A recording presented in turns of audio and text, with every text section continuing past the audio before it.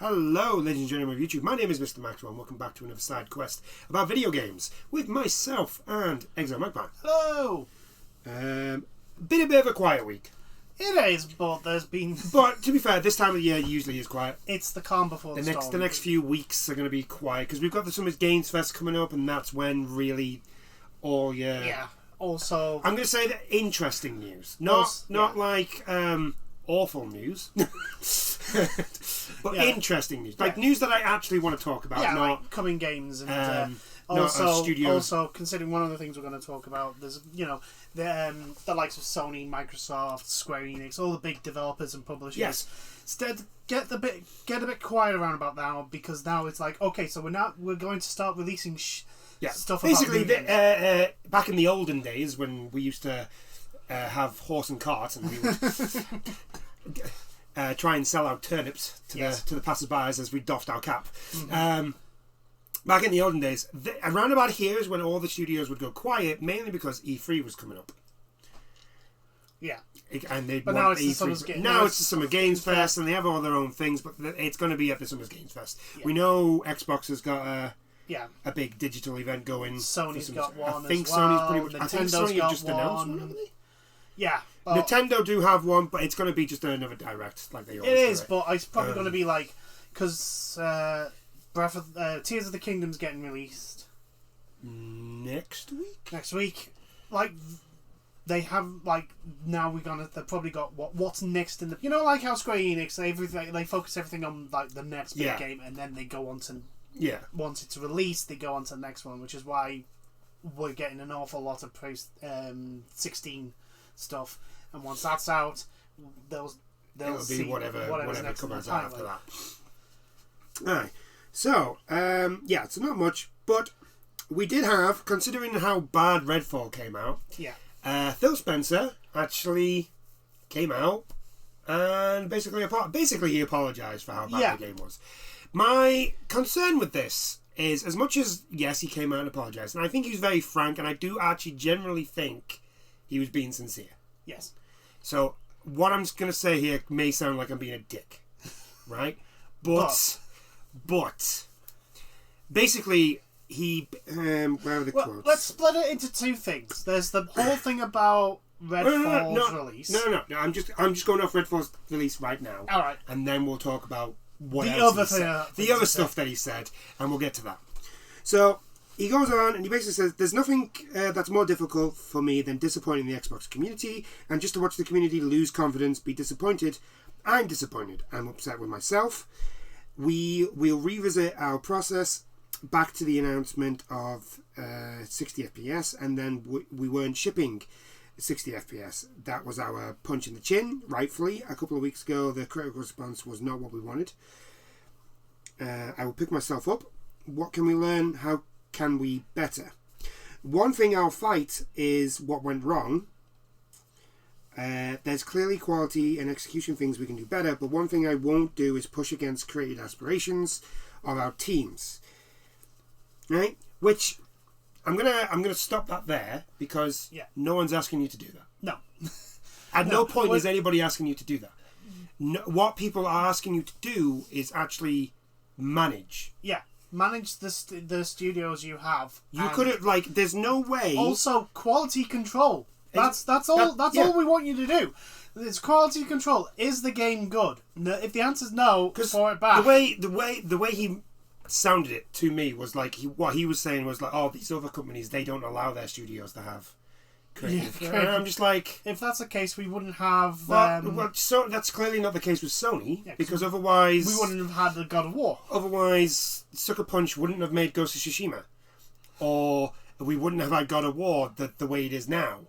Or Guerrilla would have just kept making Killzone games. Yeah, they wouldn't have made Horizon. So you wouldn't have The Last of Us. Naughty Dog wouldn't have made The Last of Us or Uncharted. Yeah. So and then you definitely cannot say that about Nintendo. I know. Yeah. I mean, yes, they do have their staples of Mario games and. Yeah, but even in the sense of Mario games, like the Mario title is so randomly diverse. Yeah, like there's a lot of variation in the games. Maybe the stories are all the same. You know, all the games are different. But you just look at Metroid. Sorry. Yeah. Metroid has like your standard Metroid. Then you've got Metroid Prime. Yeah. Then there's the newer Metroid that just came out, which is very much like Dread. Metroid Dread, which is very much like an old school Metroid. Old Metroid, but with the added thing of like this thing is chasing you down. Yeah. And you can't kill it. Yeah. Sort of thing. That's So you can't say that about Nintendo either. So like, who are you talking about here? It's definitely not any of the big major console manufacturers. Unless you're talking about Activision. Yeah, which you're trying to acquire. Which you're trying to buy. Well, you were. I mean, you're going to try again. You're claiming that you still are, but let's all be honest, people. This is a deal that is going to. It's going to take at least another 2 years, if at all. That's if the appeal works. Which is a very slim chance, as never. So, but again, the thing is, I was like, he says he's disappointed. He was disappointed with Halo. Yeah, and we'll get to that. Once I get to the end, I am gonna go on to those points. Yeah. Because so. He goes on, I'm a huge supporter of Arcane Austin. Their track record is awesome. I love a lot of their games that they've built. They didn't hit their own internal goals when it launched. I think it's maybe a little simplistic to say if you would have just delayed it 3 months, the core creative of the game would have delivered on something that was different than what it was. Now, he's technically right there. Yeah, the core fundamental problem. You wouldn't have been able to fix the game. Yeah. Like the actual core gameplay within 3 months. No. You still would have had we're talking about pretty much probably a bland, boring looter shooter game. Yes. That's very true. But there's a lot of bugs that you probably could have fixed in those 3 months. There's a lot of things that are like simple problems in that game that you should have that could have been fixed before release. And if you had just delayed it by 3 months, it probably would have actually worked. Which means, okay, the biggest problem your game would have had was it's not very good and it's bland. You still would have had fans. It's boring. People would have played the game and not really complained about the gameplay. They would have just said, it's this, that, it's your bog standard looter shooter. Mm-hmm. Which, in all honesty, is much better, compared to what the reception was, is a much better reception. I mean, it's still, in a sense of like, the necessary of these first party games that Microsoft were releasing, it needed to be better because like I was saying last week, it's a showcase of what the Series X can do, and it's also showing what Bethesda can do under Microsoft. Yeah, it's like the first major release under a Bethesda studio that's under Microsoft that's now owned ownership. by Microsoft. That's now owned by Microsoft.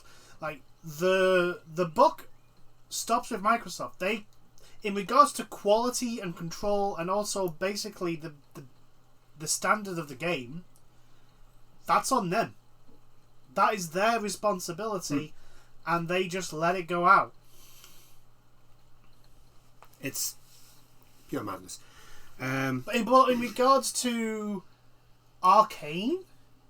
The people in Arcane, the people who made Deathloop. I've said this. And what's the other ones? It's Deathloop, Prey, Dishonored. That's the one. I keep that the Dishonored series. The name constantly goes out of my head, and I'm like, why can't I never remember you? Why? It's not like it's not a game I don't enjoy. But if you. All those games are built on like a very immersive, do whatever you want, however you want approach, stealthy. It's very They're very good at story-driven games. And for them to go now, I'm not saying that there weren't people who in Arcane who wanted to do that a looter shooter type game, but it's just. The whole way it's presented and the build up and the way that it's being implemented it seems a lot more, like corporate. Like it's been done by It's been done by somebody, a bunch of number crunchers. People up at the top basically decided that that's what their game should be. Yeah, that's what it feels like, because it doesn't feel like an arcane game. No, like at all. Even if we took all the bugs, the fact that it's bland. If you've played any of the arcane games, like bland is not a word that you can use. You can say, if in your opinion, that because Deathloop, I would say it's not the best. It's not their best. No, it's a good game, but it's not their best. But at no point can I look at Deathloop and say, "Oh, this is very bland." No, this is boring. It's like that is. Those are words that go into arcane games. That, it's just not there. You can't say that about Dishonored. And yet, Redfall, Prey. Like I think we've said before, when we first saw the original trailers, it did give off the vibes of a horde shooter of a Left 4 Dead, but with vampires. And then there was a gap, and then they released the trailer. They started to release gameplay, and it started looking more like a Borderlands type. Yeah, with the guns and that. And I'll be honest, it does feel like that game went through a complete rehash of what it was supposed to be, and it suffered because of it, possibly. But we won't know until if and when it gets leaked about the development of that game. And I know some people had defended Microsoft, saying, "Oh well, this was started under Bethesda." It doesn't before the acquisition. I'm like, to which it doesn't actually, matter. By the way, Microsoft gave the green light. Phil Spencer does mention that. Yeah. He does basically say that the game was already in development before Microsoft. Yeah, it doesn't. So he's kind of pushing Arcane under the bus there, but we'll just. But again, Microsoft. The thing is that still doesn't change the fact that Microsoft looked at that, because he even says in the interview that their review scores internally were double digits higher than what they actually got. Yeah.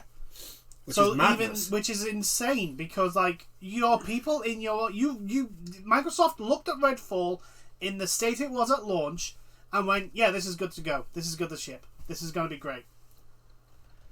We all ripped on the IGN.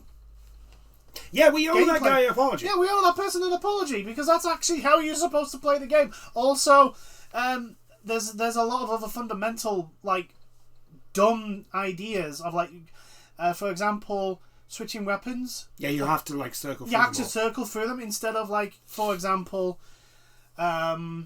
say Destiny. Because Destiny's a looter shooter. So yeah. Destiny, if you have your three weapons, you have your primary, secondary, and your heavy. Yeah. And if you are in your primary, you press triangle to switch weapon, it switches to your secondary. If you hold it, it goes to your third weapon, and basically that's how it switches up.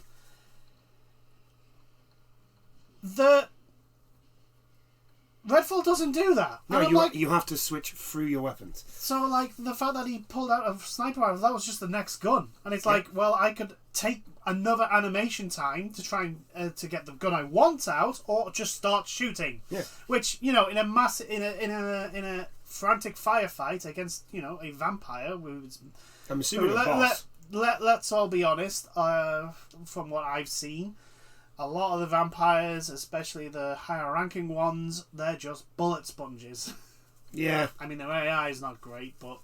Yeah, just stand behind a car, you're fine. Or 5 foot above the ground if you're talking about the Grok. Just get slightly above ground level and you're perfectly and then shoot him.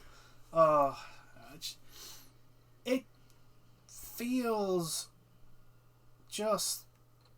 I just can't wrap my head around the fact that Microsoft looked at that game in that state and went, yeah, this is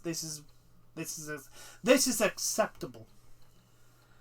And I think the fundamental flaw is Microsoft wanting to become the Netflix of games, but not in the sense of a catalogue for everyone. A catalogue for every single location catalogue for everyone. I think they're going with the Netflix policy of we're just going to throw. Yeah, we will get to that when we get to what he said about consoles. Yeah, we'll finish off with this. Okay, so he basically. He then goes on to talk about the actual team at Arcane. So the team at Arcane is taking the near-term feedback. We're still working on the 60 FPS. We have a good timeline for that. We've committed to getting that done. No date yet. We're going to continue to work the game. I think we're going to continue to work the game. We've shown commitment to games like Sea of Thieves, Grounded, to continue to build games. But I also know that these games are $70. And I'm going to take full responsibility for launching a game that needs to be great. Yes. Firstly, you've shown commitment to games like Sea of Thieves and Grounded. Yes, you did, and you deserve to be commended on that. But the difference here is Sea of Thieves worked, and so did Grounded. They didn't come out... They came out boring, but that was it. The problem with Grounded and Sea of Thieves wasn't like the actual game. It was the level of... the amount of content in it. There wasn't any. Yeah. And Grounded, you could argue, actually came out as a beta. Yeah, I'm pretty sure it actually came out as a beta, and it's only just really recently that it's been like full release. But like, see, if the thing is though, right, is that Grounded and Sea of Thieves, their core gameplay loop is enjoyable, and it worked. I know, but like the core gameplay loop is enjoyable. Yeah. Redfall isn't. No. And that's the like. This is what some people have been saying is like, don't work on this. Don't just. This is a scrap this. Scrap this. There's no saving it. The core gameplay loop. You would have to. It is a Suicide Squad situation, in my opinion. The core gameplay loop is it's the worst possible part of it, and there's nothing you can do to fix that. Yeah. You would have to rebuild this the game from the This ground is definitely just push it to the side. We messed up. We tried. We messed up. Let's go back and think of something else. This is definitely one of those situations. I'm not saying... Phil Spencer thinking that this is going to have a bloody... Oh yeah, I'm telling you they're going to keep working on it and add things in. Or No Man's Sky redemption arc. It's not... It's the fundamental basics of the game are not enjoyable. You're not going to get anyone. This game is going to literally die a death. It will have no user base within a couple of months. Let alone the amount of time it's going to need to fix all the bugs it has, and actually give the enemies an actual AI that can actually work.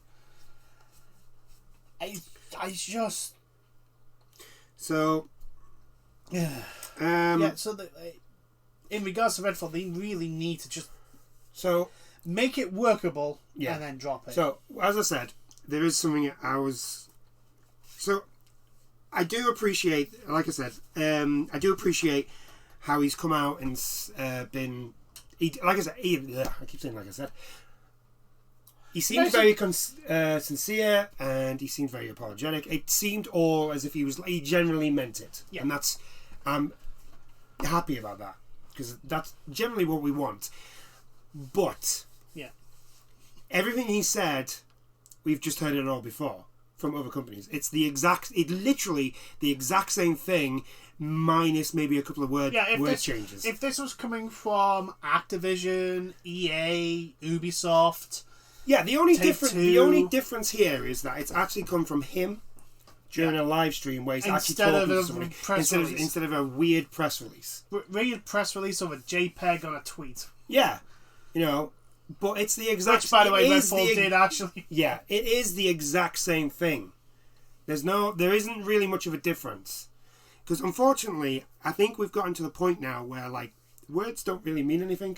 Actions. You need to actually show that you do give a damn. Also, like, I'm beginning to become a breaker record, but games have to come out in a decent position. They have to come out in a decent state. Like, I'm fed up of companies thinking, oh, it's okay, we can just release a 20 gigabyte day one patch, and don't worry, we'll eventually fix it. It's online. It's like, yeah, but one, everyone's internet is not fucking amazing, and two, I remember a time where games had to be in a stable state to release, because you didn't have such a thing as downloadable updates and all that shit.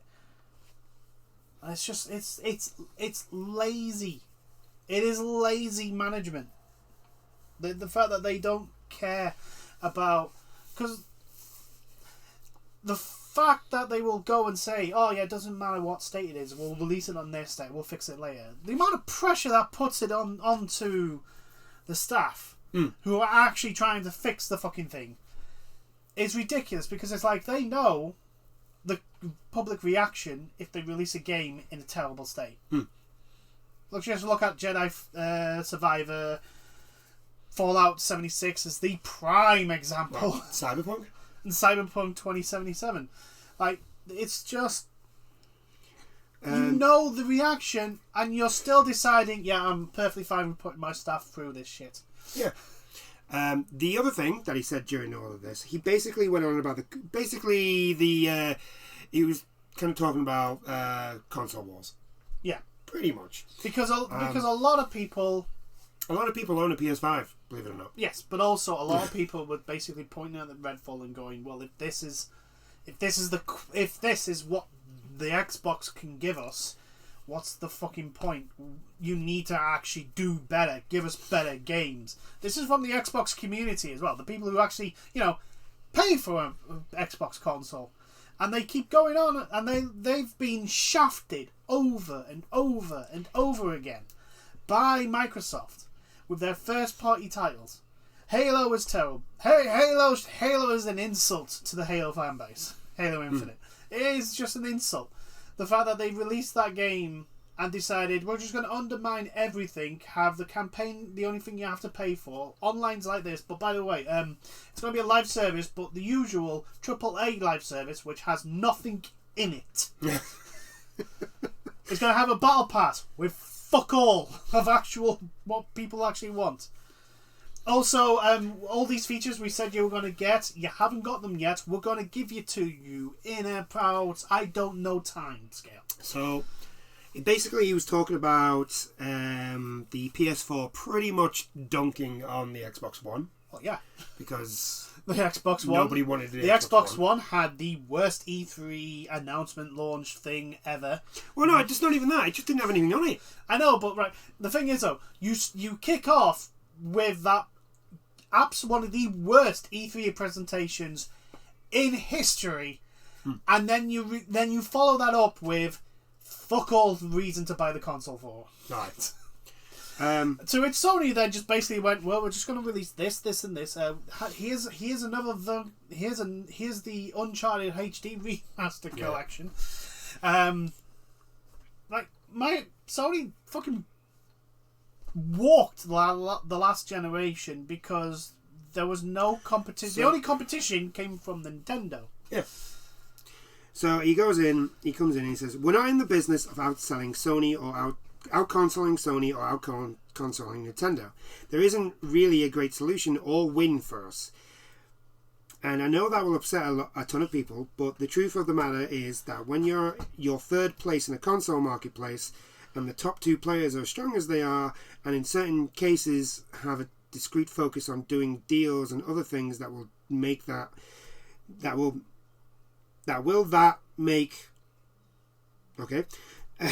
being Xbox hard for us. As a team, our vision is everyone on console has a great experience and they feel like a first-class citizen, Spencer said. I see commentary out there, if you just build great games, everything will turn around. It's just not true. If we go off and build great games, all of a sudden you're going to see console shares shift in some dramatic way. We lost the worst generation to lose in the Xbox One generation, where everybody built their digital libraries of games. 90% of the people every year who walk into a retailer to buy a console are already a member of one of the free ecosystems. Their digital libraries is there. So I understand his point. I do, but what's the point? If you're just going to be like, well, we're never going to match Nintendo or Sony, so we're perfectly happy being third. Well, what's the point? I mean, hell, at least Sega tried. Yeah, they nearly killed them, but at least they tried. And look, you're Microsoft. And you know, that attempt gave us the Dreamcast, the most underrated console ever. Yeah, great console. It's just, you know, nobody can afford it. No one could afford it. It was a bit ahead of its time. The infrastructure wasn't there. And also now it's nigh on impossible to get. Yes. I don't understand that statement. Look, I don't get. Oh right, yeah, okay. You got your teeth kicked in the last generation. I can understand him privately thinking that. Him truly thinking like, look, we're in third place. We're not going to catch them, so we need to figure a way to like balance it. But here's the thing: two things here. One, the whole thing about doing deals for exclusivity. Speaking of the company that is trying to acquire. And buy up basically all the different. It's not even that. It's not even that. So says the person who's part of the company that started it all. Yeah. Xbox did it first. For the past few years, have just been gobbling up company after company after company after company after company, at such a rate that the first lot that they've like, this is the first release from a Bethesda game. And they were expecting to have already acquired Activision Blizzard by now. Like, and who have proven to be liars when they say, "Oh, don't worry, all these won't be Xbox exclusives. So don't worry about it." Oh, by the way, all the Bethesda games we said were going to be Xbox exclusives. Sorry about that. So. No, I'm not buying that. Yeah, am I upset? You know, when Sony do pull shenanigans like, oh well, timed exclusive for the PlayStation 5? Yes, because I'm like, no, I want as many people to play these games as possible. But the second thing is, you should never ever publicly basically say we're in third place and we're not going to try and get second or first. Yeah, exactly. Like, I don't know what happened to the shares, but if I was a share owner, I'd be pulling my fucking stock from them. I would literally be going, I want my money, please. Thank you very much now. Yeah, what's the point?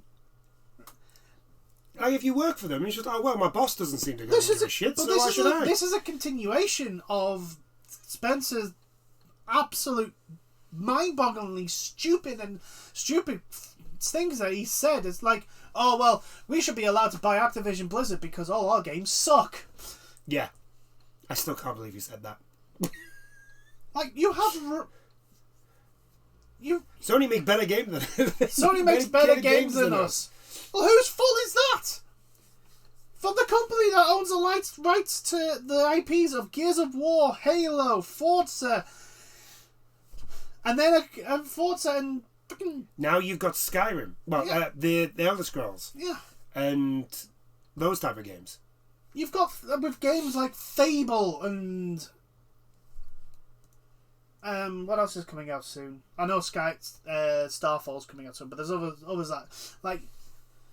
Whose fault is that? Whose fault is that your IPs are being muddied? Or the fact that you don't have a game catalog. Yeah.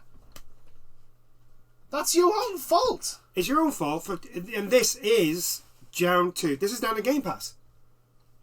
This is it's not Game Pass. Like I've said before, Game Pass is a good thing for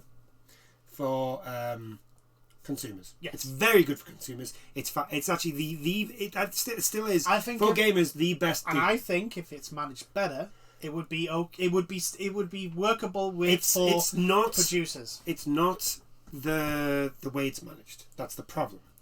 The problem has now become that like they can just throw anything on Game Pass on day one release. It doesn't matter how bad it is. But they don't have. They make that choice to do so. Yeah, I know. But the thing is, because of that, because of the way they're doing it, the mentality now is just like, oh well, it's just going to go on Game Pass. Also, the second part is like, so Redfall's a $70 game. Yeah. It goes on to Game Pass day one. Yeah. You're only paying 10 quid. Yeah. For Game Pass a month. You download it. So a lot of people are going to be, well, they're only paying 10 quid. Yeah. Because who's going to buy that shit for 70? Oh no, people will have downloaded that on Game Pass, played it, realised it's crap, uninstalled it. Exactly. That's the thing is, they want that. they want people to go onto Game. They want people to basically pay the subscription for Game Pass, and they make a lot of money from it. Yes, but right. So every game that is downloaded on, say, every Redfall game that is downloaded off Game Pass, right? That's £60 that's not being made. I know that. No, my point I was going to make though is that's all well and good, but if you stop being able to have on Game Pass those games that people buy Game Pass for, which is an unlikely event, but it can happen. We don't know. 10 years from now, we don't know what the fucking hell the gaming situation is going to be like, right?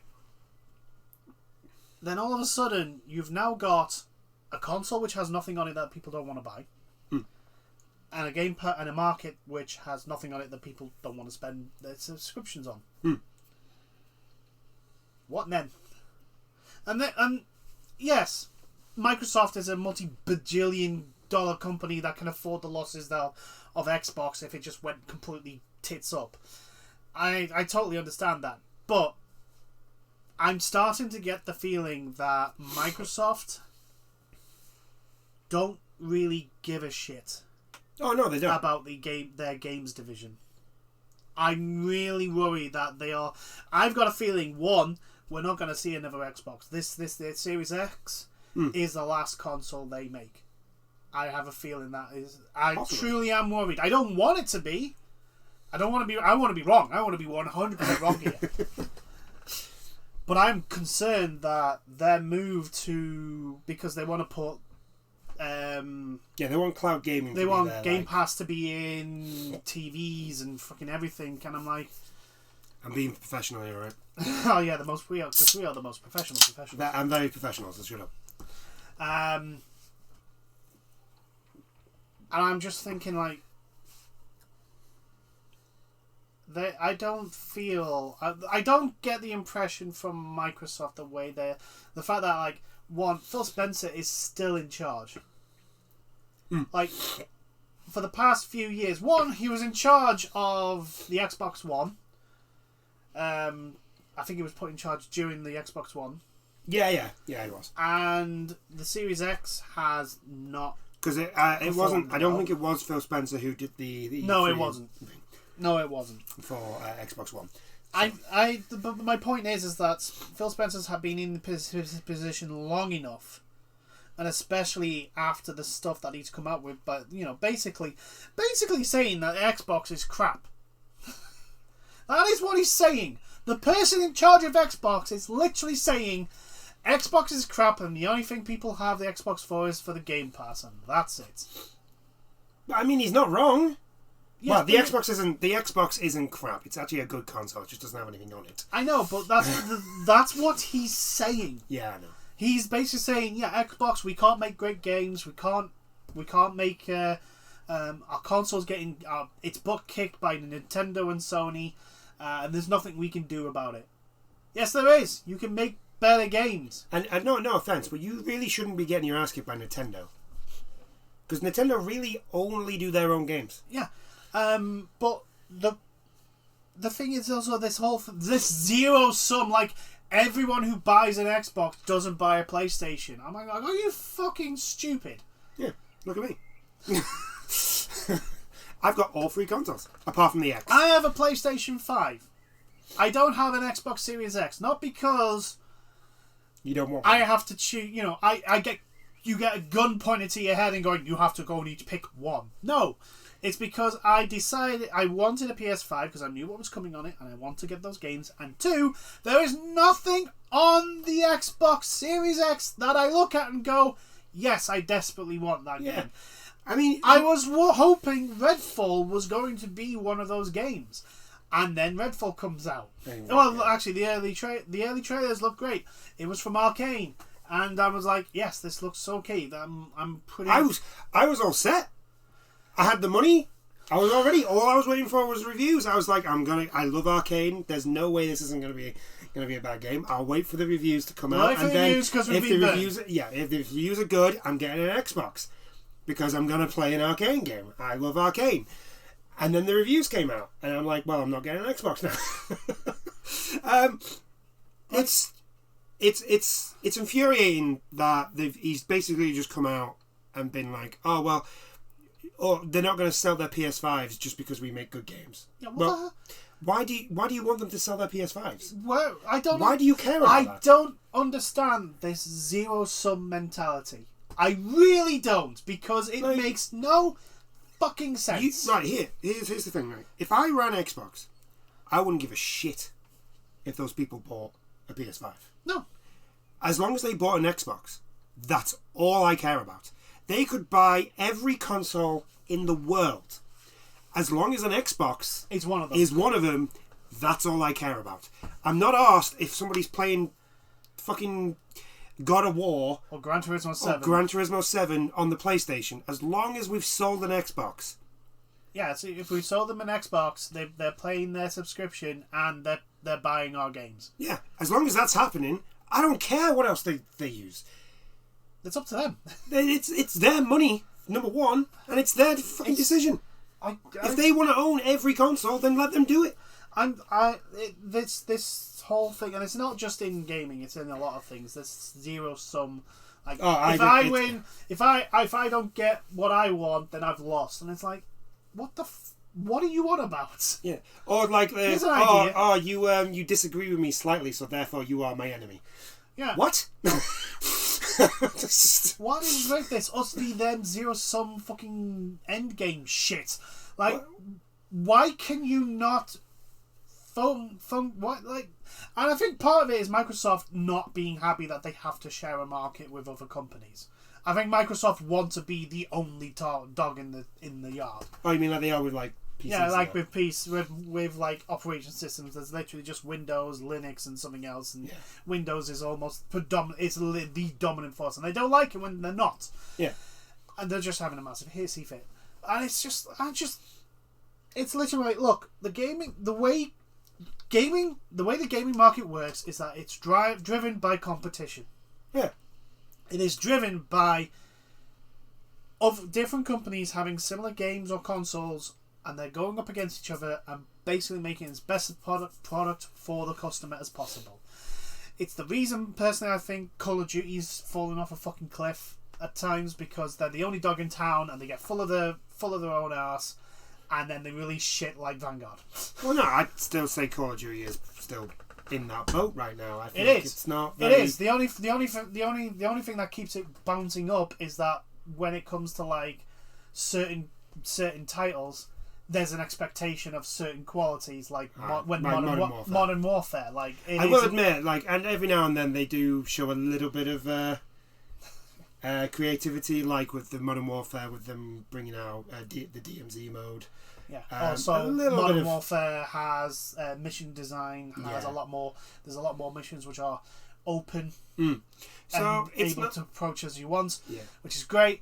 It's not awful, but yeah, Call of Duty is still in that boat of just. But as a prime example of game series which don't have any competition turning to fucking shit, you just have to look at every single EA Sports game. Aye. FIFA's terrible. Madden is an abomination to the actual sport of American football. Is it called The Show? Is that the only one that's actually good? It is the only one that's actually good. Yeah. Major League Baseball, The Show. Yeah, The Show. A sports game that works. My goodness. It's glorified rounders, but still, it's actually a decent. It's a sports game that works. It's a sports game that works. Is presented amazingly, has amazing features, and somehow, some way, have not. I don't know why.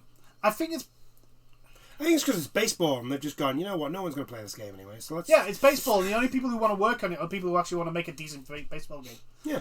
Unlike FIFA. Yeah. Which is like, how much money can we make from Ultimate Team? Well, the game doesn't work. Yeah, it doesn't matter. We just sell them more FIFA tokens. We'll just sell them cards. Not even real cards. Not even That's real cards. The best part and about it. They won't even be usable in 12 months' time. Yeah. That's the best part about it. They're not even real. They're not even real, and in 12 months' time, they'll have to buy them all over again. But yeah, I just feel like it's very defeatist. It is. Like, there's literally no... Why are you even doing your job if that's how you're going to act with it? Personally, I think Phil Spencer needs to go. Solely for the fact that he's literally opened up and said, yeah, we're in third place, we're not even going to try and get... Well, I mean, for the last 6 months now, he's just ragged on Xbox. Yeah.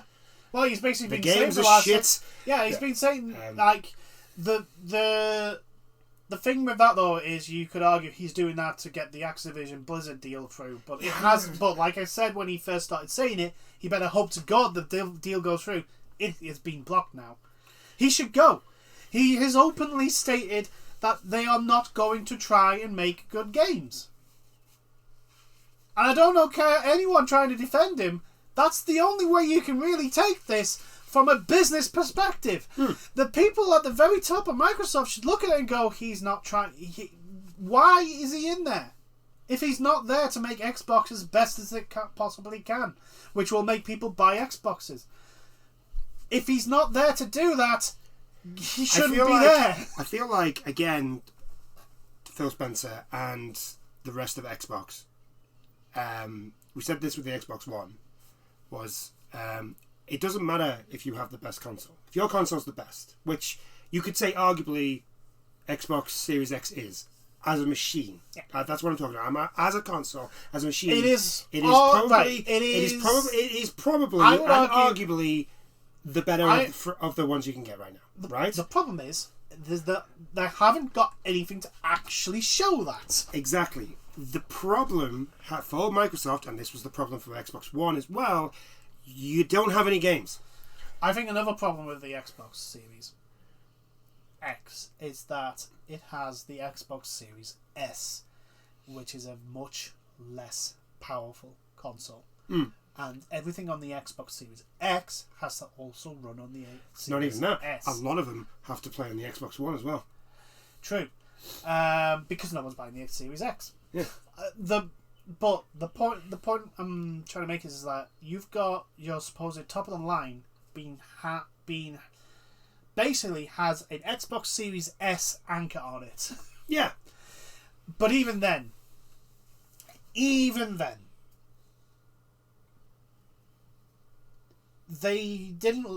haven't learned from the absolute butt kicking in the Xbox One.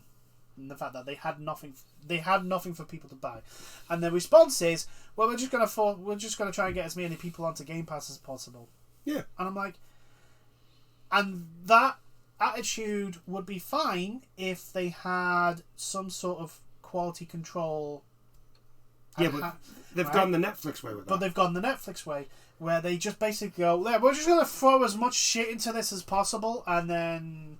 Because someone's bound to play it. Because it'll offer value. We'll have more value if we have more things. And yes, eventually you could probably fill up a whole bunch of shit in the Game Pass to make it value, and it is very good value. But the problem is that if for example no one buys an Xbox Series X. People stop buying, so that you then are only left with the PC market. And who will get Game Pass, and possibly people on the Xbox One, which is will be an ever diminishing amount of people, because a lot of games are on Game Pass, are also available on Steam. Some people will just I just want to buy the game, because here's another thing. Game Pass, those games may not be there forever. You are buying the right to play the game, not own it. And that's the big thing I always get concerned about. At least with the likes of Steam, GOG, even Epic, the Epic Game Store, you buy a game, you download it, it's on your hard drive. Yes. Is there issues like Steam having to freaking, an offline mode that doesn't really work, and the whole de novo shit that gets put into almost every single game? Yes, there are those issues. I wish they would go away, because it doesn't solve the actual problem they're apparently solving. But yeah, Phil Spencer, I don't know what's going on. Like I said, he did seem very sincere and real when it came to the apology. Yes, he did. But personally, like I say, you should not publicly basically say that your company sucks and is not going to try to improve. You should not basically say, yeah, we're in third place, we're not going to try and get first. Yeah. That is just literally basically telling the market, your shareholders, and everyone else involved in the industry, yeah, we don't give a shit about our products. Well, for me personally, we have no ambition to improve ourselves. For me personally, it's more just a kick in the teeth to the developers. Yeah, the developers, it's like, yeah, it doesn't matter. Well, in one sense, it's like, yeah, it doesn't matter how much work you put into it, we don't give a shit. Yeah, I know, but that's the thing. Like, can you but imagine... on the other end, it's like the consumers. It's like, yeah, don't worry about Xbox because we don't give a fuck about giving you an actual decent product. Like, he should go. He's overseen the absolute shit show of an attempted takeover that has failed. The Xbox Series X should have better games than from first party. They've gone on an absolute spending spree of obliterating levels. Like no other company could spend the amount that Microsoft has to acquire the studios that they have, and not have hardly anything come out of it. I think they've had Hi-Fi Rush. Yeah, I'm struggling to think. I can't think of any other first-party games that's come out other than Halo. And there just seems to be no the Forza games, but I'm not really counting the Forza no, games. I don't either, because it's not like Gran Turismo is a great game, but I won't class it as a PlayStation seller anymore. No. Forza's not going to sell you Xboxes. Forza's the same. If you're a Forza fan, you're going to look forward to it, and hopefully it's going to be great. But if you're not a racing fan, you're not going to buy a console for Forza. No. And I'm just like, I don't know what, apart from trying to get as many people onto Game Pass as possible, I don't know what their strategy is with the Xbox. Well, because the Game Pass strategy seems to be disconnected from the actual Xbox strategy. It's easy. They don't have one. No, but I wouldn't be surprised if they don't. They don't have a strategy for this. And again, to be fair, we should have known this by their E3 shows, because there's no plan to those. They just throw things at you. Yeah, but and it feels like that's what they're doing here. They're just like chucking things at you and hoping you'll catch something. Like, and the issue now is Starfield's out in a couple of months. Apparently, because of the... Well, Microsoft are saying they've had more creative input into that, into quality and all that, to Starfield. Here's the problem: the gameplay that we've seen is not great. Well, no, it's just No Man's Sky. Yeah, that's the concern. That's the concern. My concern is that they let Todd Howard come out and be like, oh yeah, there's all these planets and they're all diverse and they're all different and all this. No, they're not. They won't be. They won't be. Todd, you are a liar. They are. It's not AI. It's the automatic generation planet thing that they've done, which randomized. The randomized planets, which No Man's Sky did. Yeah, it's bullshit. You're lying. In one sense, that sort of thing saves developers a lot of time. But it can lead to a lot of planets being bland, useless. I generally think there's way too many planets. Way too many planets. You don't need that many planets. You don't. There's going to be planets that you never go to. Then why is it in? That's just a waste of time. This is the thing. It's like there are going to be planets that there will be no point going to. Exactly. And that's why I'm saying, like, there's way too many planets. You don't need thousands of planets. If you had said hundreds, I would have been okay. I'm concerned that it's going to be a Fallout 4 in space. Where the main selling point is you can make a base wherever the fuck you want. Please, let that be the thing. Because that baffled my mind for Fallout 4. Whereas like, oh yeah, we've got this entire thing for you to go off and explore. So what do? You chain me to one spot. And I can't leave because every time I do, it gets attacked, so I have to go back. Yeah, but I think we've said about our pet peeves about Fallout 4. Like, yes, it's an open world game where you can't explore anything. Please do that. Please let that be the thing. I think it's more like Fallout 76 where you make your own base. Yeah. But my thing with Starfield is...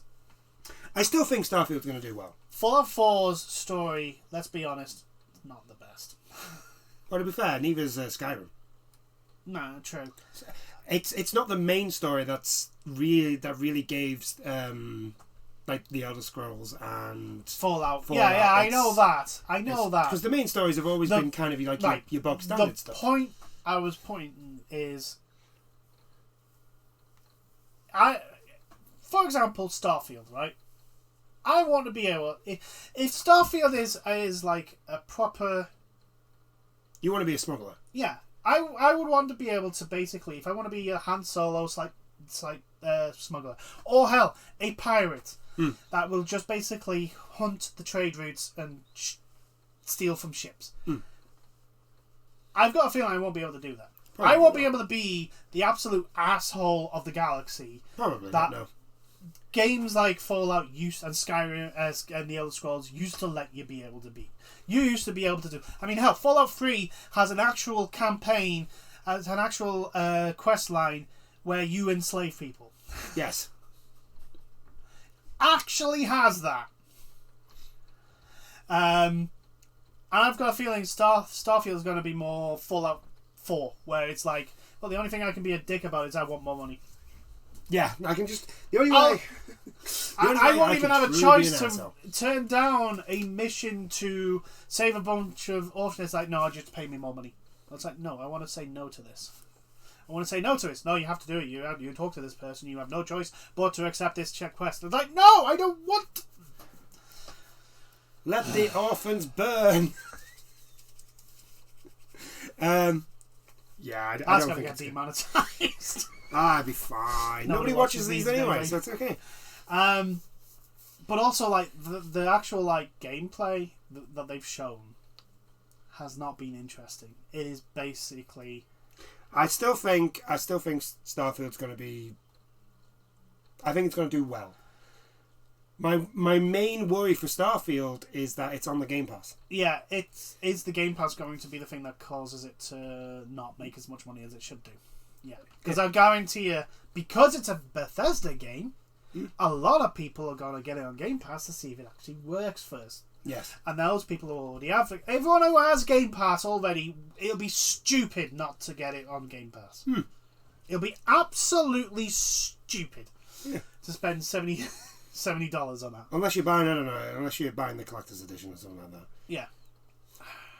But yeah, this whole scenario has put a lot of pressure on Starfield. It has to come out in a good state and be enjoyable.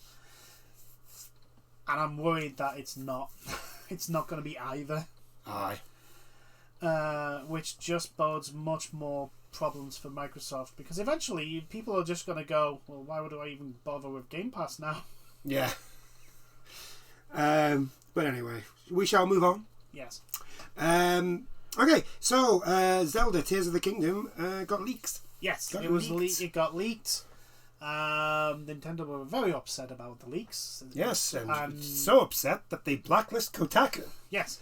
Also, safe to say, Kotaku were not happy about this. Yes. Twitch Kotaku then did a whole thing about the Zelda Tears of the Kingdom, and then are upset that Nintendo blacklisted them. And it's like, well, you're not doing anything to help the situation. It's just like I've got the article where they basically talk about everything in the leaks.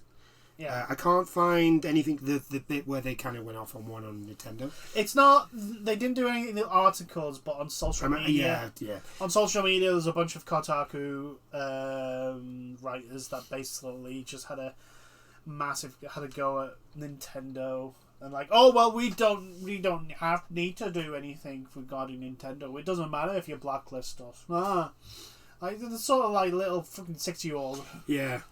And I'm like, yeah, that's really professional. That. Congratulations, you've just made yourself look like you could have argued that you were doing your job as a journalist in regards to these leaks. And make Nintendo look like a bad guy, because Nintendo had been going fucking whole ham on anyone on YouTube who had anything to do with Zelda in it, whether it was for Tears of the Kingdom or Breath of the Wild videos were being blooming. Oh yeah. Hit with the fucking content ID and DMCA shit. It was just ridiculous. But no, they didn't do that. They started acting like petulant children, whining about the fact that Nintendo had blacklisted them, and I'm like, oh yeah, that's going to change the scenario, isn't it? You just whining about it. It's just, yeah. The Twitters are not. I wouldn't say they're a little bit out of touch, to be fair. I mean, there's one of them. One of them's like, why would Nintendo blacklist us? And then, somebody basically went, well, because you basically revealed almost the entire game of it. you kind of broke their yeah, there you go. Kotaku, why would Nintendo blacklist us? So unprofessional. Also, Kotaku, everything we're learning about Zelda Tears of the Kingdom from the leaks. It's just ridiculous. It's like, the Kotaku could have made themselves, for once, look like potentially the good guy, but then they didn't. They just decided they act like petulant children. I'm like, what is wrong with you? Yeah. Like, you willingly, you know how the game works because you kiss the ass of the likes of EA and Sony and Microsoft and that to get these burst articles that you scream about. You play the game that you yourselves let happen, and then you complain when you break the rules of the game that you willingly partake in.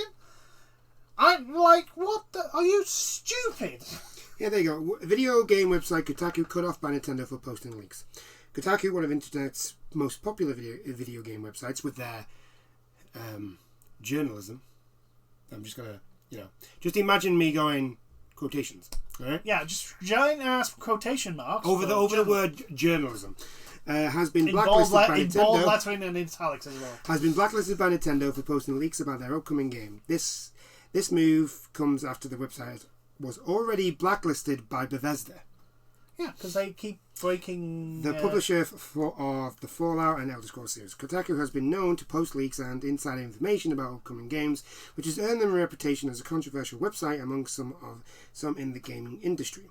The blacklisting by Nintendo means that Kotaku will no longer be able to receive pre-release review copies of upcoming games, which could hurt their ability to provide timely and accurate reviews to their readers. It won't, because they don't really care. I don't really think they actually review the games. They don't. The move also sends a message to other gaming websites that's posting leaks about Nintendo's games will not be tolerated. Yes, like we said, for a lot of the things, when you do some shit about games to journalism or hackers, and they will get you. Yeah.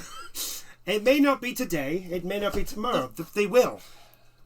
According to the director at Nintendo, the leaks posted by Kotaku have hurt the company's ability to build anticipation for their upcoming releases. The director also stated that Nintendo's values the relationship they have with their fans, and that the leaks posted by Kotaku undermine that relationship. So yeah, Nintendo's well within their rights here. Like, look, when it comes to leaks, okay, maybe you got the leaks by an anonymous person, but it's still down to you whether you're willing to take the risk of being blacklisted. Yeah, when you post those leaks. Also, there are certain things that are like, you don't do, like the plot. Yeah, pretty much. Don't release the fucking... Don't leak the plot. I mean, granted, yes, it's a Zelda game, so the plot's going to boil down to Princess Zelda, for whatever reason, needs rescuing from Ganondorf. And Link is the person that's going to save her. That is 90% of all the plots. Now, granted, they're also every now and then the plot's slightly different. Yeah. But the DS games, the ones on the DS, they were different. Yeah. But my point still stands. Like, it's the more part of the details of the plot. If they've got like a major review, can you imagine? Right? Can you imagine if Square Enix, for the Final Fantasy Remake series, has something majorly big, like plot twist wise, that changes the entire thing, right? Which technically they have, because Zack's apparently still alive now, but we're not going to go there right now. Right? Can you imagine the people behind this people who have been writing this story, if they found out that plot was leaked? Yeah, I know. That'd be good. It'd be infuriating and so disappointing. Like, there are things like, and the problem with the likes of Kotaku is they just throw everything out. They just literally like, oh yeah, this is everything we learned. We learned everything. This is the entire game. By the way, it's a big article. Yeah, the one that they post. It's pretty much almost the entire game. It's pretty much everything you can do. Yeah. In the game. It's like, what are you doing? Oh, what did you expect was going to happen? Did you think Nintendo were going to go, oh, thanks for that. Cheers. Whenever a Metal Gear game was announced, I would bury my head in the sand. I would literally go, right, okay, I don't want to hear anything about a Metal Gear until it's released. That's a fun segue. We will be talking about Metal Gear later. But it's like for example, I don't want to learn anything else about Armored Core 6 right now. I'm happy. I am a little bit gutted that it's not co-op. I'm still gutted about that. Yeah, like, I really want to ride around in my mech with my buds. Yeah, like, it is a bit disappointing, but it's understandable. It's understandable. I think the way they've built the game, it's going to be like, there is the multiplayer versus sort of thing. That's a bit. Yeah, I don't want the versus. I don't want that. I've never really liked From Software's versus stuff. Like, I've never liked them. I've never thought, you know what From Software should do? Anyway. Call of Duty clone. Anyway. I want basically to learn what's in that game by playing the game. So I'm basically going, look, I've got all this shit. I can make speculations about everything that I've been seeing. I mean, the Vidi does all the Elder Scrolls. Vadi Vidi has done a good couple of videos, basically what he thinks of what he's seen could be in the game and like how it's going to play. It looks amazing, and I'm like, yeah, just wait till it launches now. I'm happy when it launches. In August. Yeah, I know. Shockingly enough. But like, for example, if Kojima made another Metal Gear, right? First things first, the plot's going to be batshit crazy, but amazing. How would you like it? How would a Metal Gear fan like it if the fucking Kotaku leaked the entire fucking thing? So, for example, like, Metal Gear Solid 4, I was fucking dumbfounded when Big Boss showed up. I was like, you're supposed to be dead! Multiple times! You're supposed to be super dead! Why? How are you fucking... Or, as a great man once said, you should be double dead. Double dead! Oogie boogie.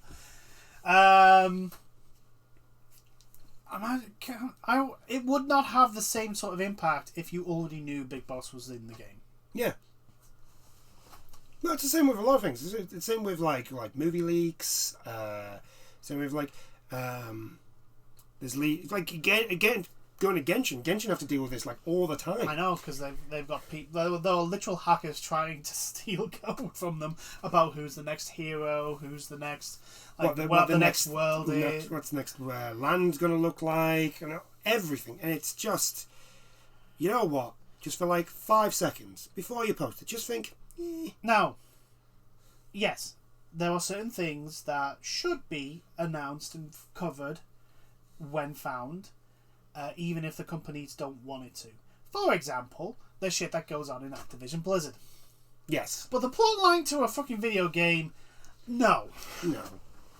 Or even like some of the stuff that's like can be like secrets, you know, or like kind of like certain game surprising game mechanics that they've put together and hope that the players discover. Like stick with Zelda. There's stuff that you can do in Breath of the Wild just by experimenting is phenomenal. Like there was a lot of things that I was just like, I wonder if I could do this. And the game went, yes, you can. And the game was like, yeah, you can do that. I was like, oh my! When I figured out that you could do that, when you figured out you could freeze the axe off the big guy, when he went to swing at you, his hands went forward, but the axe stayed in the air, and then he would stand there going like, what? It blew my mind. I was like, oh my god, I'm going to have so much fun with this.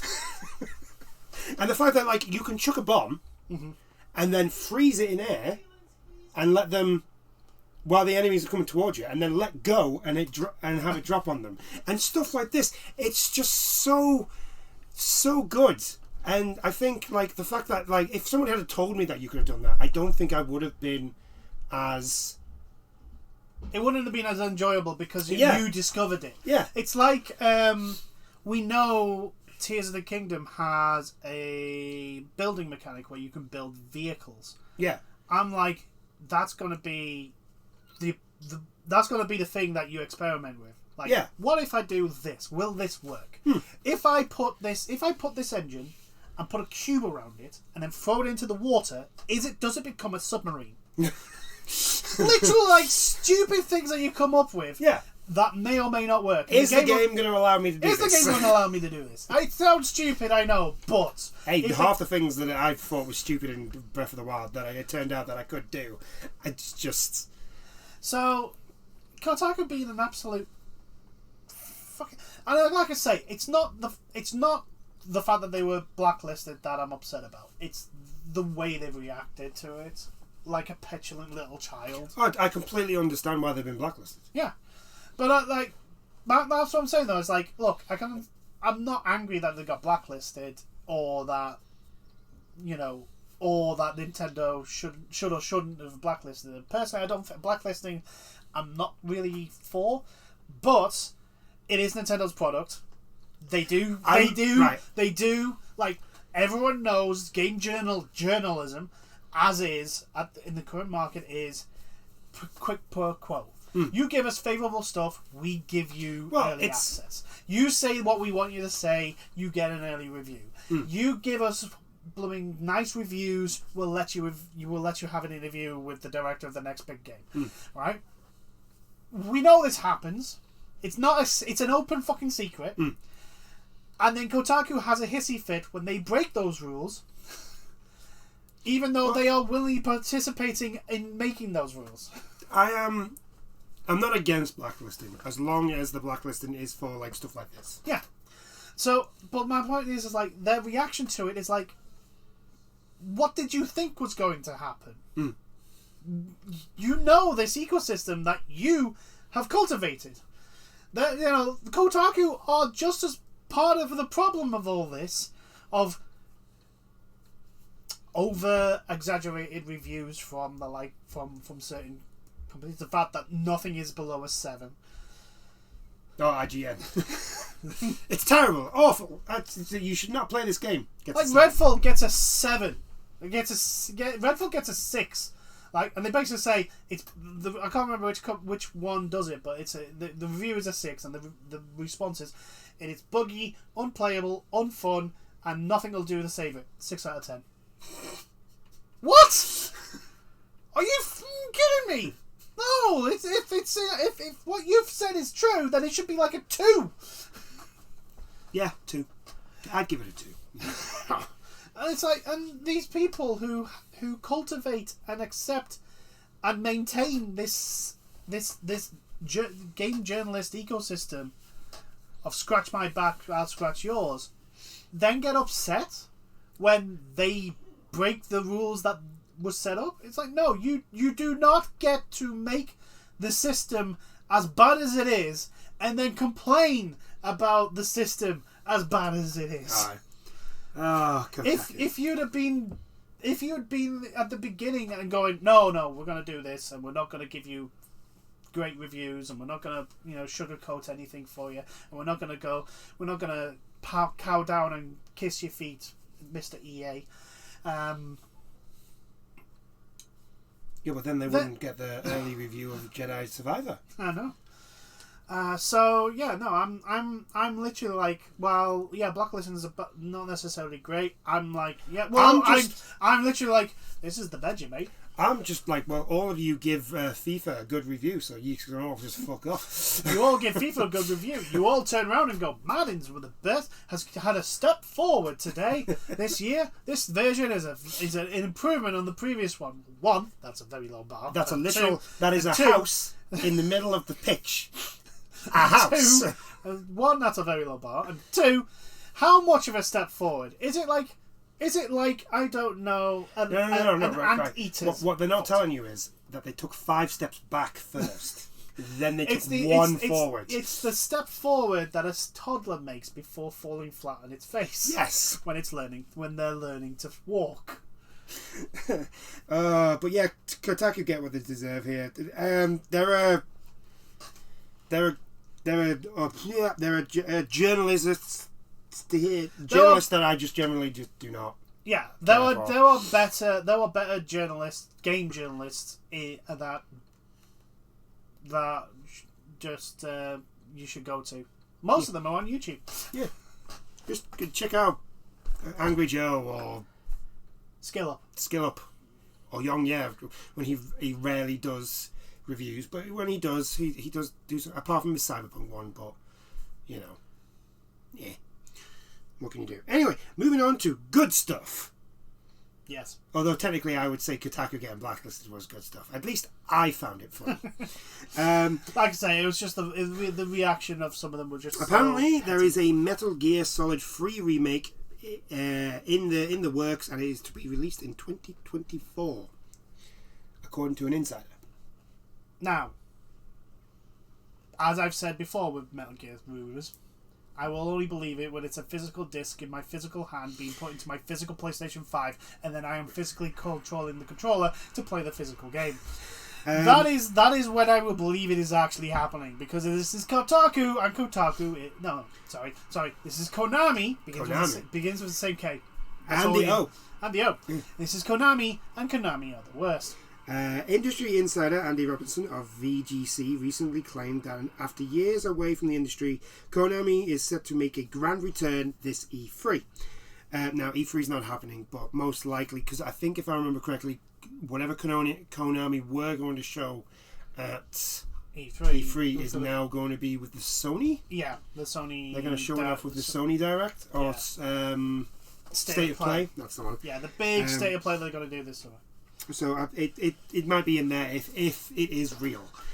This is big ifs. These are big ifs. This is the rumor mill of rumor mills, because this has been going on for quite a while. Also, notice it's now Metal Gear Solid 3, not 1, which was originally 3, because the Blue Point is still the rumor team behind it. Yes. And I'm like, 1 is probably the better option, because 3 is a masterpiece.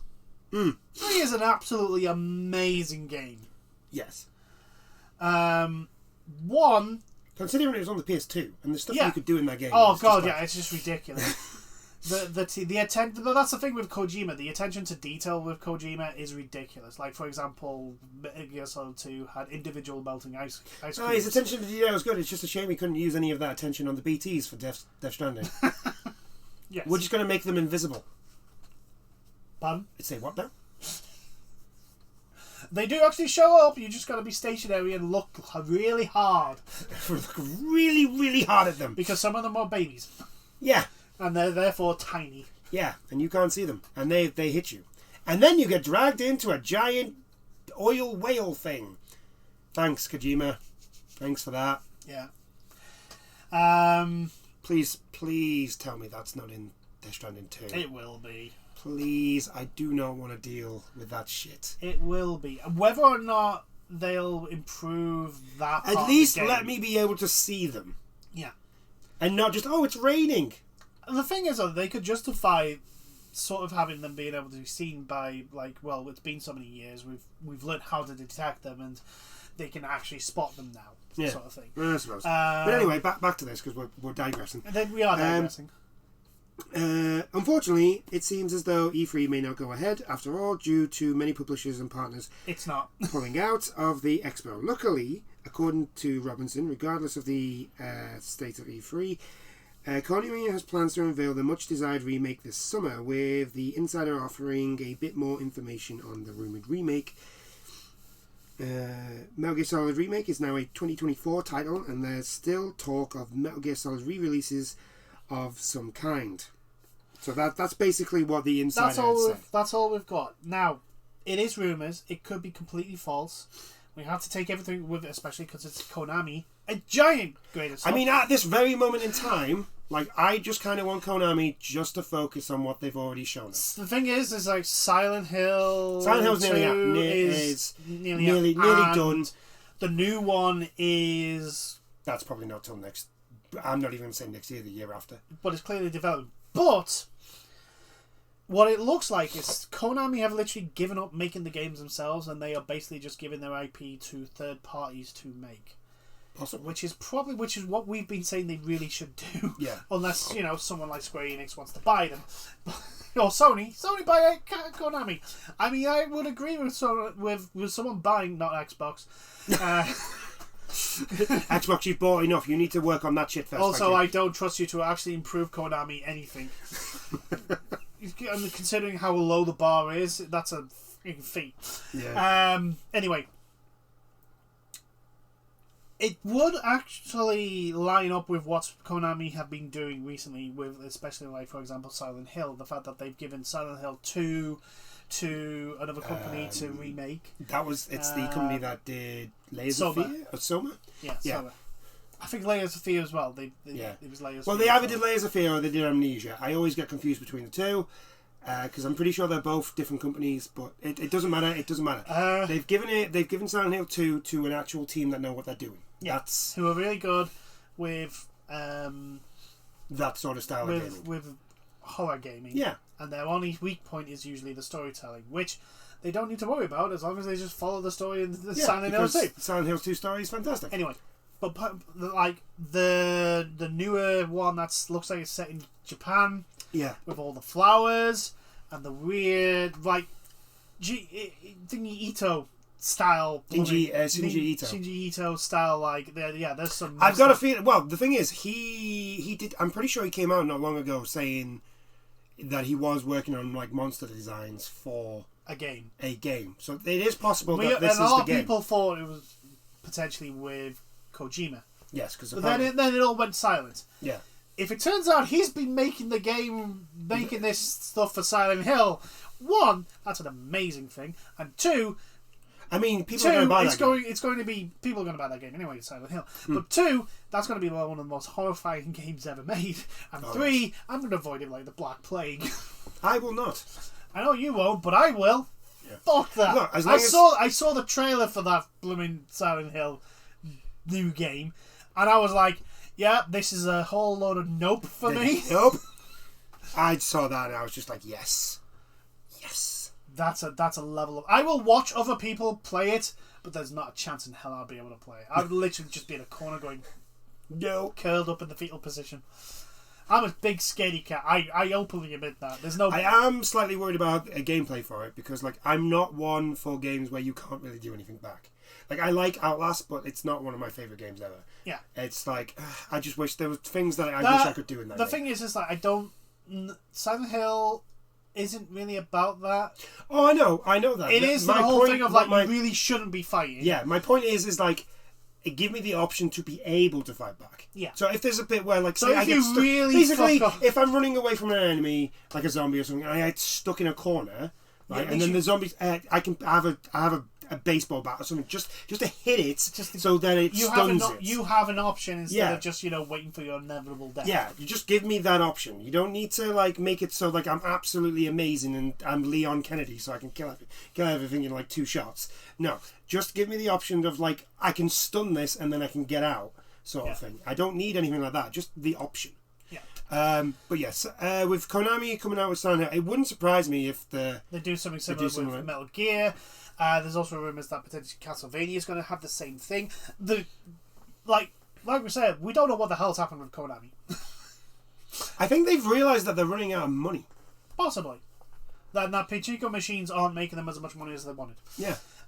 Because there's rumours that this Castlevania may be also included, and I'm more interested. The rumour is also that it's Sony that's probably doing the deal to basically work on the IPs. Mm-hmm.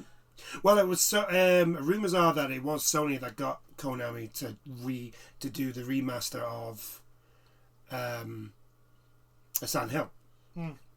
Possibly. And that's why it's a PlayStation 5 exclusive.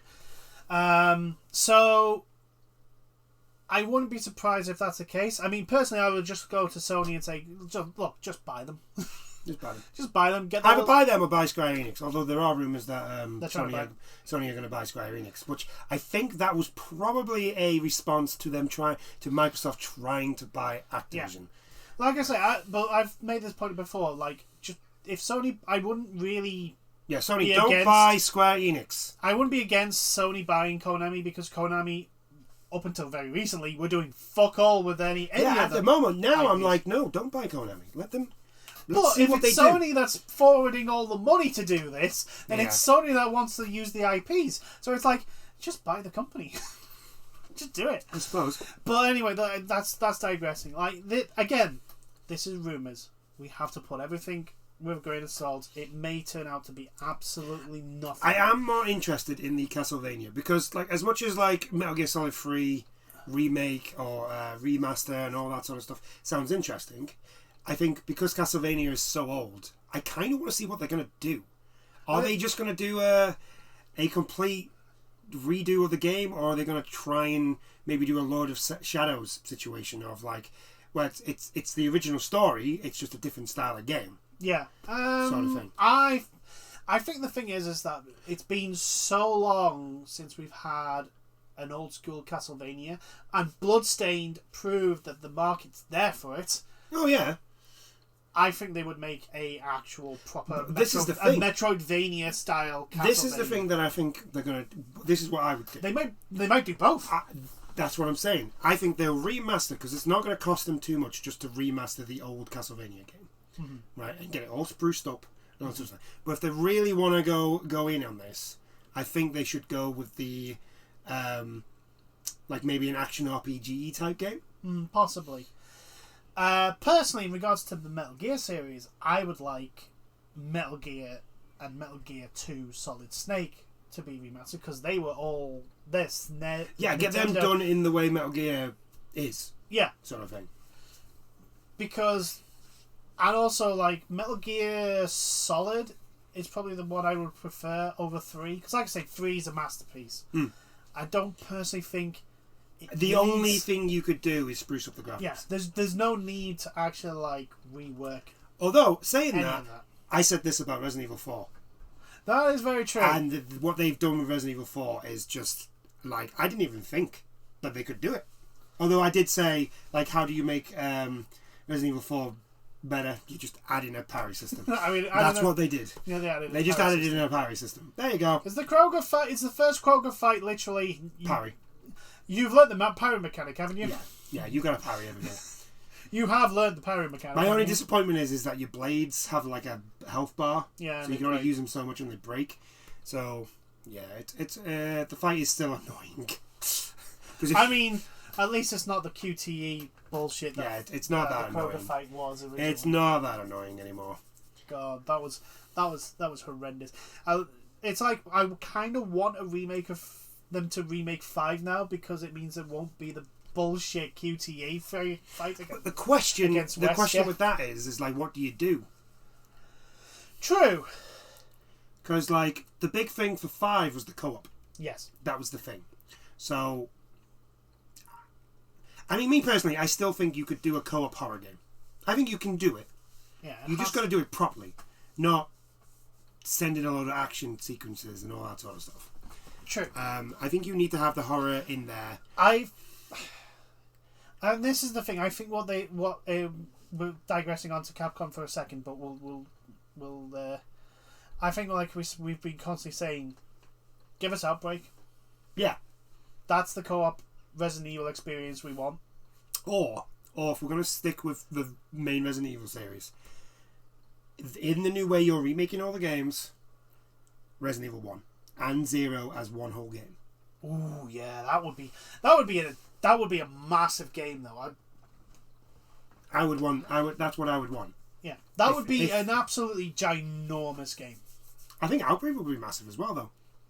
Not really. No, I don't think so. I would probably say it's the same size as 2. Outbreak. Yeah. Well, if you think about it, the first Resident Evil 1 and 0 was just set in the mansion. It is, but like there's the mansion is one big. 2, there's the outside grounds. 3, there's the secret lab, and there's a lot of going back and forth in it. Aye. That's what I'm saying. I'm not on about like the actual like size of the map or anything. I'm on about like the length of the game. Because Resident Evil 0 starts off basically has the mansion, but also has like this the train line as well. But I still think it's doable. I think you could definitely do it. Yeah, I'm just saying. If Capcom can make, Monster Hunter. I'm just saying if they did 0 and 1 together, you're talking about a game that's probably twice as long as Resident Evil 2. Oh no, I don't mean in like one big game. What I mean is like two separate games. 0 would be like the DLC. Oh right. That's still a lot for DLC nowadays. I don't think so. It's not. You've already got the mansion. Gone are the days of the giant expansion packs. You've already got the mansion. That's already there. So you don't have to build that. It's already built. A lot of it's already there. The only thing you really have to build is the train. Yeah, true. Maybe. The monsters are already there. Everything's there. 0 does play very, very differently though, because you can swap between Rebecca and I can't remember his name. Well, here's the thing. This is what you can do with 1. You can switch between, because remember the stories so far for Resident Evil, they have altered them a little bit. Yes. So the switch for Resident Evil remake could be you can actually swap between Jill and Chris. Ah, true. So Chris or whoever you choose not to play as isn't captured. You actually play as both. I suppose, but anyway, back onto the rumor of Metal Gear. I'm gonna hopefully fingers crossed that this may happen, but I'm not gonna like go, oh, this is gonna be amazing, blah blah blah blah. I'm not gonna put my hopes up. I won't, like I say, I will not believe this is a thing until I've got the physical disc in my physical hand, putting it into my physical PlayStation to physically play it with my physical pad. And even then you'll record it just to make sure it is true. Yeah. I'll be live streaming that shit if need be to make sure it's true. Holy fucking shit. And like I say, there were other games in the Metal Gear series I would prefer them to remake than 3. Namely Metal Gear and Solid Snake. The reason why I can see them doing 3 is because 3 is the most popular. 3's the one that will make money. Yeah. The 3 is the one that is guaranteed to make big bucks. Yeah. Probably the only other one is 1. And I would probably say 1, you could justify 1 a lot more than 3 because 1 is a PS1 game and it is showing its age. There's a lot of things that were introduced in 3. I would actually, because like Metal Gear is not my thing. Yeah. But the first Metal Gear Solid game, I did play that one a lot, and then obviously, when you were riding on Metal Gear 2, I haven't played it since. I've not played a Metal Gear game since then, right? But I would play a remake of Metal Gear Solid. Yes. Like, I would definitely play that. I've completed Metal Gear Solid 1, 2, 3... 4. Well, no. I've completed Metal Gear Solid 1, 2, and 3 multiple times. 4, I haven't because, my God, that game took forever. And 5, because, again, that game took forever. Yeah. Also, it just doesn't end. Metal Gear Solid 5 just does not end. Never ends. Nope. No, there's always more missions to do. There's always it's like Death Stranding's the same. Yeah. Like, oh, yeah, you've completed the game. Go be a glorified postman again. Yeah. What? No. Just keep on keeping on. So, look, like I say, we're going to have to treat this with a massive pinch of salt. Oh, yeah. Because it is rumours. There's a lot of other things that are seemingly lining up to support it, though, which is one, why we're talking about it, and 2, gives a little bit more credence. I am looking at this to be more realistic than some other rumours. that have come out. Mainly because I'm thinking, well, if Konami are starting to get back into this, they need more than Silent Hill. True. So and their biggest seller is Metal Gear. Because they kind of took the Pro Evolution series and shot it in the head. Yeah. eFootball. Exactly. eFootball now. Still hasn't got a Master League. If we're going to use its actual name, thank you very much. Still hasn't got a Master League. Well, don't be silly. Of course it hasn't got a Master League. It hasn't got anything. No, it hasn't. But yeah, I think Konami, they need more than just Silent Hill if they're gonna come back and be the powerhouse that they were. Which is why they're looking at. And this they've got the thing is well, they have the IPs to do it. They have the likes of Castlevania, Metal Gear. We might get a Contra game that's actually good. Contra. Like the Konami's IPs, there are a lot of really good IPs, and if they allow the right third parties to work on them, we could be looking at an amazing set of games. But it is still Konami, and Konami are the worst. Yeah. So we will have that caveat until they actually release those games. Okay. I think we'll end it there. Yeah, that's a good place to end. I do hope you've enjoyed this chat, and we'll see you in the next one. Bye now. Toodles.